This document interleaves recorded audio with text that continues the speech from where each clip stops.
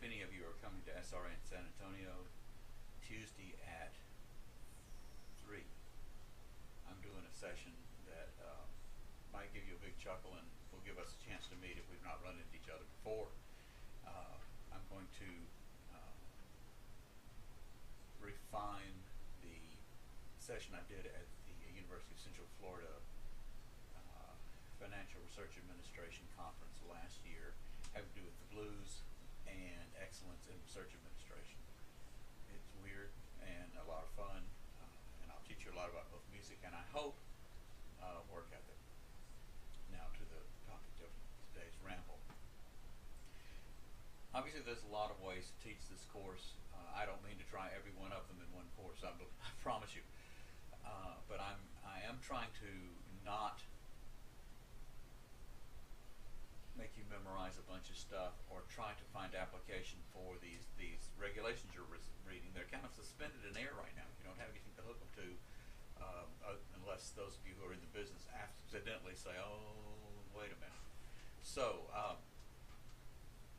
if I'm seeming a little philosophical, it's because I'm a little philosophical.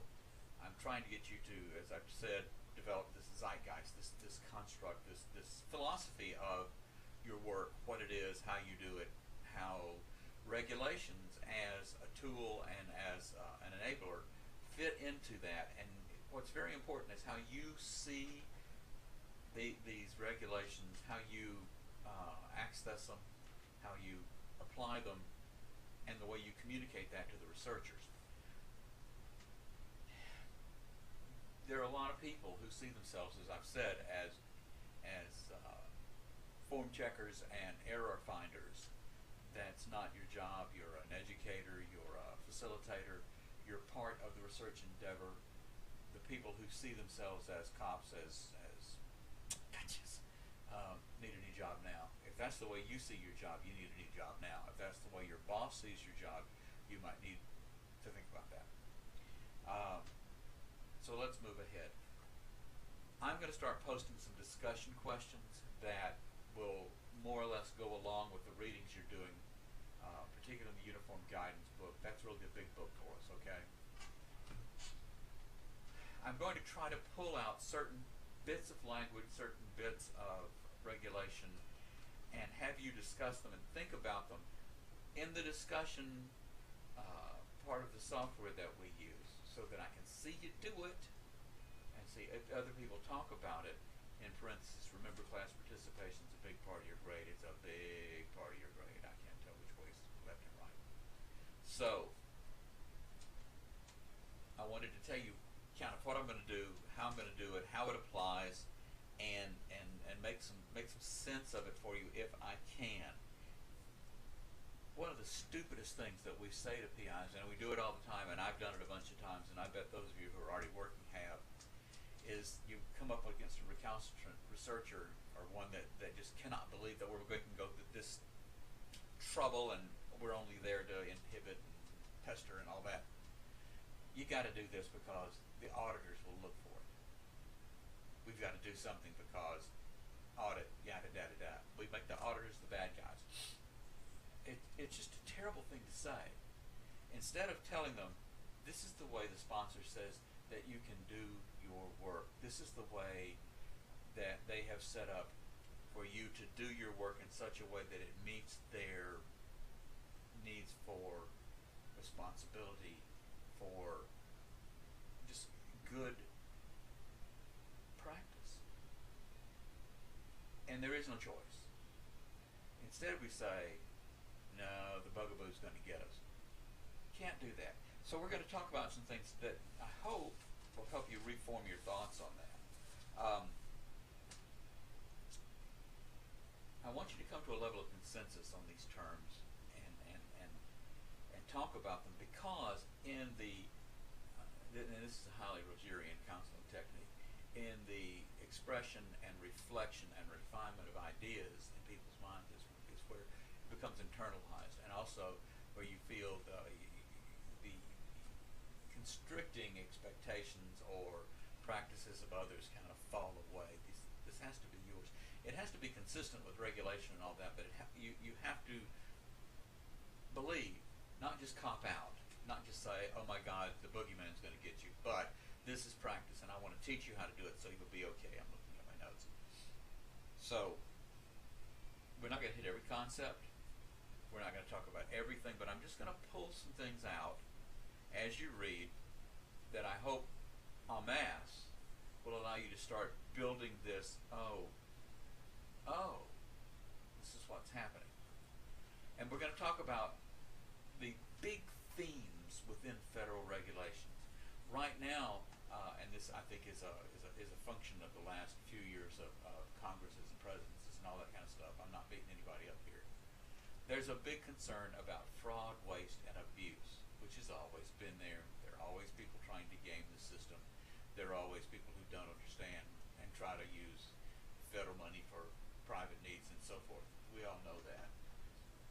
My phone. So, well, looking for fraud, waste, and abuse puts you in the comp role, as opposed to talking about some of the terms that we'll come back to in this discussion. You've all heard about allocable, allowable, reasonable, and consistent use. And if you haven't, we will talk about that. Don't get all weird about that. So, it's important for you to think about these terms, to find where they are within the regulations, and often you'll find them in multiple places, and then to try to distill not the regulatory bean counterpart, but what are they thematically? What are the feds trying to say when they use these terms? Grad school, okay? So you're trying to build an image. You're trying to use all these different things to figure out what the regulation is for, what the constraints, as some people would see them, but the boundaries in which one works, why they're there, what it's about, what kind of practice they're trying to engender. So, let's see what I've got down here.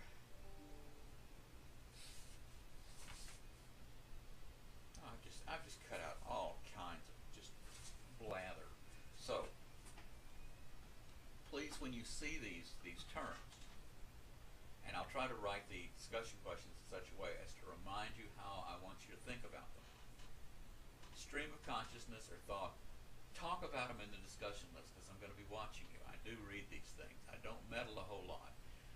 It's important that you start talking and I start helping shape that discussion so that we don't get caught in the everyday but 200.300/butterfly 4 says you must, rather than, oh wait, this fits into the overall uniform, not guidance as much as attitude of the government of doing things.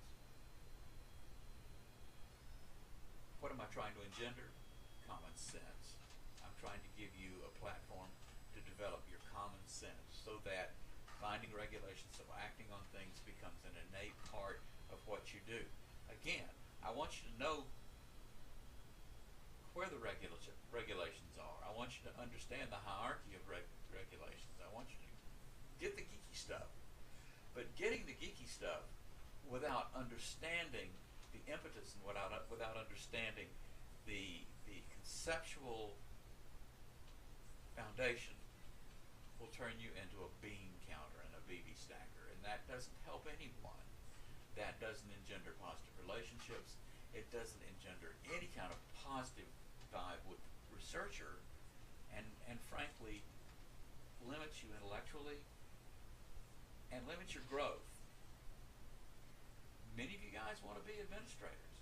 I'm trying to pull you out of that single job thing, as we talked about last time.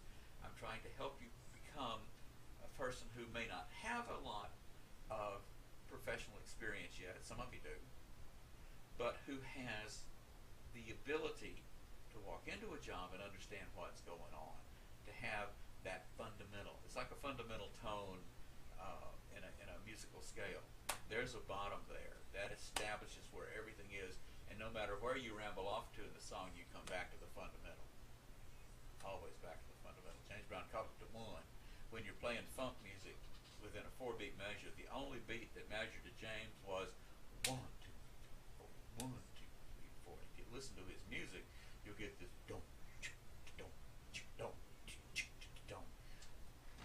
funk was, because he understood what he was trying to communicate, because he understood where the emphasis was. I've got to remember that. So, look for these discussion questions. I'll try to get at least the first one up today. I'll do it every couple of days. I'm not trying to make your life miserable, maybe every 2 or 3 days. I want to have enough of them in there that it helps build your construct. I want to have few enough in there. It doesn't get in the way of the other things that are going on in the class. You must do these readings. You must do these reaction papers. I saw a wonderful movie about an Indian savant, mathematical savant, whose name was, I think, Ramanujan, went to Trinity College, and he just knew math. He didn't have to do long, elaborate proofs. He could look at a centuries-old conundrum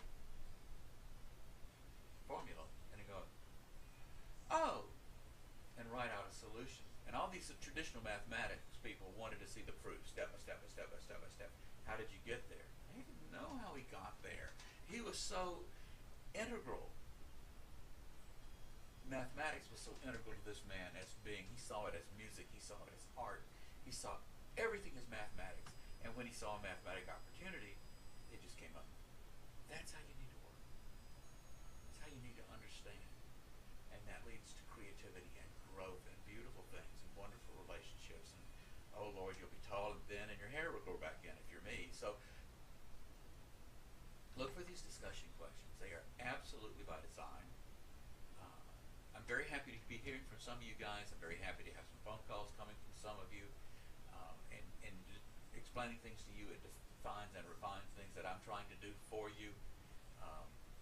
All the ways to teach this class, and I've not found one I like yet, but I'm kind of getting into this one. I think there's an opportunity here for us to do something new, and you to walk away with the same information, but in a much more palatable and usable way. I think that's it for this morning. I hope that I've made some sense. If I haven't, jump me. And I will talk to you again in the next day or two. I hope that this is much more clear. Please tell me if these rambles are not elucidating or illuminating. Tell me what you want from them. I feel compelled as a talker to talk to you. And I don't think that just text communicates everything. So until I ramble at you again, have a good day. Have several good days. Keep it up. This is your exploration. Dig and explore. You're in graduate school. Don't worry about grades right now. Worry about being on time. I'm getting stuff late. Worried about productivity. And don't just think because I'm adorable and like to talk philosophically that you can push me around. I really need you to stay with the calendar because stuff's going to start to stack up and it's going to be bad for you and it's going to be bad for me. So, I think that's it. Have a nice day. I'll talk to you again soon. Discussion questions.